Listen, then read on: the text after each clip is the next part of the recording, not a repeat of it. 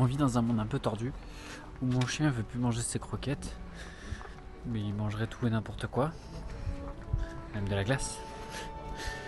Et dans un monde dans lequel, comme les choses sont un peu tordues, ça peut valoir la peine d'avoir une approche également un peu tordue. Et dans cette vidéo, je vais vous parler un peu de négociation de salaire et je vais vous dire pourquoi j'estime intéressant de ne pas être trop bien payé. C'est parti.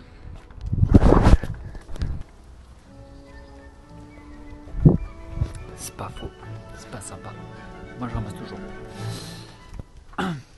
Dans ce monde, on a des maladies psychologiques un peu pour tout. Et donc, même si ce ne sont pas des maladies psychologiques, ce sont des états psychologiques qui ont été étudiés. Et on a ce qu'on appelle donc la crise de la trentaine, la crise de la quarantaine, la crise de la cinquantaine, et puis toutes les autres crises possibles et imaginables qui viennent justifier des changements drastiques de vie, de mode de pensée, d'adaptation de l'environnement des gens, et donc leur besoin de renouveau, ou de changer, faire évoluer les choses en estimant que là où ils en sont n'est pas là où ils voudraient être.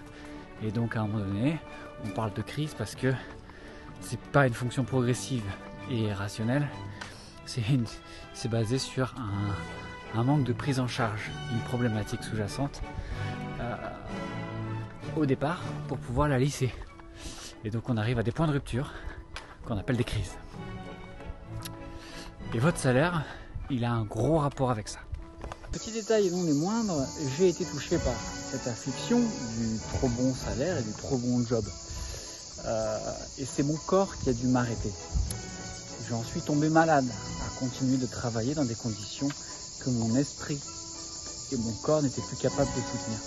Résultat, mon esprit et mon corps se sont associés pour me sortir d'un univers dans lequel je n'avais plus ma place, dans lequel je ne voulais plus être, mais dans lequel je touchais un bon salaire et j'étais plutôt bien. Ça se passait vraiment bien, j'étais content. J'étais content mais pas content. C'est-à-dire que j'étais pas en accord avec mes vrais besoins. Et quand j'ai pu quitter ça, et j'ai pu me reprendre en main, c'est seulement à ce moment-là que ma vie a commencé. Donc je vous parle en connaissance de cause. Sérieux, avant de commencer cette petite vidéo.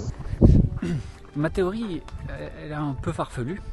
Je vais vous demander de vous accrocher 5 minutes dans cette vidéo parce que faut savoir se projeter, se mettre à l'idée, peut-être avoir aussi un peu les expériences de vie que moi j'ai pu vivre, mais aussi tout le ratio global de tous les gens que j'ai pu rencontrer, avec qui j'ai pu parler, qui font que je suis arrivé à cette théorie-là,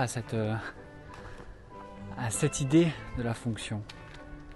Ne prenez pas un trop gros salaire tant que vous ne savez pas exactement ce que vous voulez faire. Vous n'êtes pas sans savoir que par exemple, selon les secteurs dans lesquels vous travaillez, vous avez des barèmes. Au même poste d'ouvrier de production, vous pourriez vous retrouver dans le textile, qui est le plus bas des barèmes, et le médical, pas médical de la médecine, mais médical médicamenteux, qui est le barème le plus haut. Pour les mêmes horaires, le même travail, ou tout du moins la même charge mentale liée au travail, vous vous retrouveriez avec un salaire pratiquement doublé.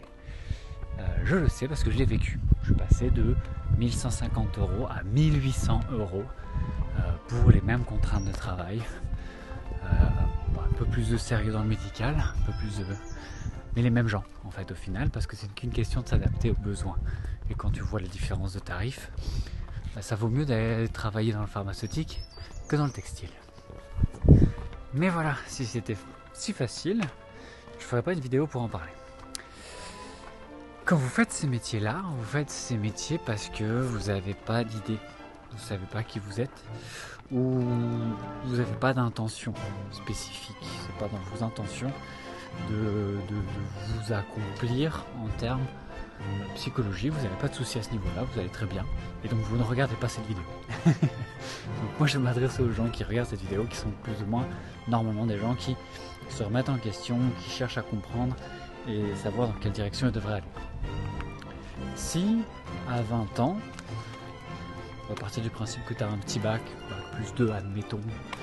Tu prends un job et que ce job ne te paye pas suffisamment. Qu'est-ce que tu vas faire? Tu vas continuer à réfléchir. Tu vas continuer à aller voir ce qui se passe ailleurs.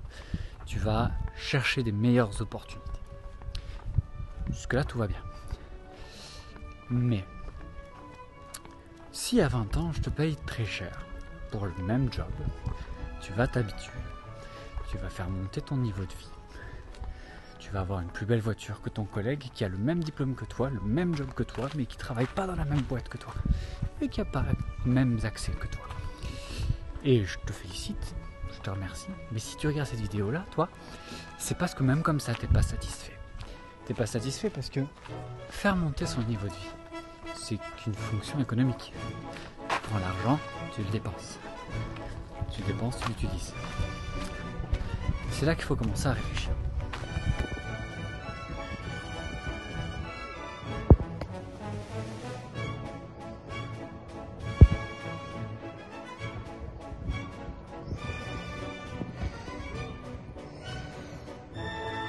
Il faut commencer à réfléchir parce que dans un monde où on sait que les gens font des crises d'année en année et que des raisons sont trouvées pour ces crises, c'est pas toujours justifié, mais on étudie, on comprend, on anticipe. C'est à ça que ça sert les études. Et j'ai vu des jeunes d'une vingtaine d'années avoir un peu les dents qui riaient le parquet, travailler en banque, se régaler et avoir un besoin incessant tous les soirs de se bourrer la gueule. Jusqu'à leurs 30 ans où drastiquement ils ont changé, se sont calmés, la crise de la trentaine, il faut que je sois stable, boum, du jour au lendemain. Et ensuite, là je les attends pour les 40 parce que je sais exactement ce qui va se passer. Au bout des 40, ils auront éduqué leurs gosses un petit peu, etc. Ils commenceront à avoir une base d'autonomie parce que quand tu as des gosses, ton autonomie, tu te la carres bien loin.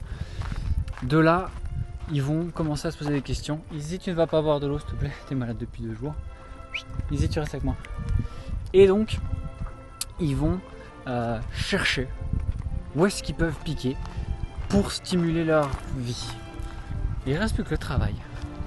Mais, si de 20 à 30 ans, tu as eu un salaire claqué, que tu as fait monter ce salaire, que tu as un niveau de vie qui est pété là, et que tu as une famille maintenant, parce que tu as tapé ta crise de la trentaine et que tu arrives à la quarantaine, et que maintenant que tu as une famille, et que tu as un salaire encore plus tapé que quand tu avais 20 ans, qui était déjà trop haut à l'origine, parce que tu devais aller sur le marché, tu te retrouves dans la situation où tu vas devoir tout abandonner pour être heureux. Et quand je dis tout abandonner, c'est presque en fait même ta famille, au sens où ce que tu as vendu à ta famille, le confort que tu lui as donné à ta femme, à tes enfants, à ton mec, j'en sais rien, peu importe, tu vas pas pouvoir le garder parce que tu vas vouloir te recentrer sur toi. Et donc tu vas taper ta crise de la quarantaine, tu vas péter une durite, tu vas t'acheter une voiture pas possible, tu vas t'acheter une moto, tu vas aller voir avec tes copains, tu vas faire du parachute en espérant que ça passe. Parce que tu sais qu'en fait tu peux pas quitter ton job parce que tu es trop bien payé. Ce qui fait que tu seras pas heureux et qu'à la cinquantaine et à la soixantaine tu vas toujours taper ta crise. À la soixantaine, et tout va bien, selon le pays dans lequel tu te trouves, 64, 66, 68, tu pourras prendre ta pension et mourir tranquillement. On est dans un monde où on nous montre constamment sur les réseaux que le monde est beau et qu'il y a beaucoup de choses à vivre et à faire, que les gens sont beaux et qu'il y a beaucoup de magnifiques personnes à rencontrer. Sauf qu'en fait pas du tout. Vous avez votre vie à vivre, vous êtes coincé là où vous êtes, dans le périmètre que vous avez. Et c'est valable pour moi, hein. Quand je dis vous, c'est parce que moi je l'ai déjà conscientisé, donc je vous en parle à vous, qui m'écoutez. Dans l'idée, ce qui se passe derrière, c'est que en fait on peut pas tout vivre, on peut pas tout faire. Par contre, ce qu'on peut faire, c'est réfléchir un peu en amont et pas faire les surprises au moment où les choses nous arrivent alors qu'on nous avait dit à la télévision que ça existait, ce genre de trouble. Le trouble en lui-même, il n'existe pas vraiment, c'est juste un état de fait. On avance dans la vie et si on ne sait pas exactement qui on est, ça n'arrive pas très souvent, au moment où on prend des décisions économiques, on se retrouve coincé. On se retrouve coincé dans un monde dans lequel on n'a pas envie de continuer à vivre, mais duquel on a du mal à se sortir. J'ai d'autres créneaux là-dedans, avec des personnes qui travaillaient la nuit, qui faisaient beaucoup d'argent, pour des raisons tout à fait pas correctes en fait, mais qui avaient fait monter leur niveau de vie. tellement haut qu'ils ne pouvaient pas s'arrêter. Ils ne pouvaient pas s'arrêter parce qu'une fois qu'ils s'arrêtaient, qu'on leur proposait un salaire à 1500 balles, ben ça ne suffisait pas. Parce qu'on s'ennuie quand on n'a plus la thune, parce qu'on doit continuer à payer les factures de ce qu'on a acheté quand on avait la thune et qui continue à nous coûter de l'argent. Et on est complètement empêtré dans un monde, dans un univers qui ne nous correspond pas, exclusivement parce qu'on a eu trop d'argent dès le départ. En cas de négociation de contrat, moi ce que j'ai fait personnellement, sachant que dans la boîte dans laquelle je travaille, je suis plutôt bien, ça se passe plutôt bien, mais aujourd'hui je veux continuer d'avoir les crocs. Cette boîte, je sais qu'elle ne va pas me payer des 1000 et des 100, mais j'ai réussi à faire valoir mes compétences et à faire monter un peu mon salaire. Pourquoi j'ai pas poussé plus loin la machine quand j'ai eu l'occasion? Déjà parce que je voulais pas passer pour un crevard, alors que je venais de débarquer dans l'entreprise, etc. Parce que j'avais une mauvaise estime de moi aussi, encore un petit peu, même si je me suis plutôt bien défendu. Que j'avais une vision globale de la boîte et je me suis dit, ils payeront pas plus que ça, de toute façon. Et derrière, parce qu'en fait, j'ai pas envie qu'on me surpaye, qu'on me mette bien à faire quelque chose que j'ai pas vraiment envie de faire, que je sais faire, que je peux faire, que je veux bien faire, mais pas quelque chose que j'aime faire. Vous voyez ce que je veux dire? Je sais ce que j'aime faire. Aujourd'hui, je suis en train de construire le monde dans lequel je vais pouvoir vivre pour pouvoir le faire tous les jours, savoir écrire. Et faire des vidéos accessoirement, mais ça c'est pas aussi intéressant que l'écriture. Bah, j'aime bien, mais encore une fois, c'est pas ce que je veux faire, c'est ce que j'aime faire là, par contre. Et là, on retrouve le moment où tu sais ce que tu veux faire, tu sais ce que tu aimes faire, et là, tu peux demander le tarif que tu veux. Mais avant ça, demande pas d'être trop bien payé, parce que sinon tu vas te coincer. C'était mon petit message du jour. Je sais pas ce que vous en pensez, vous me dites ça en commentaire. Vous n'êtes pas obligé d'être d'accord avec moi. Tout le contraire, en fait, si vous n'êtes pas d'accord avec moi, ça m'intéresse aussi. Votre avis en commentaire. Merci. A bientôt dans une vidéo. Tchuss.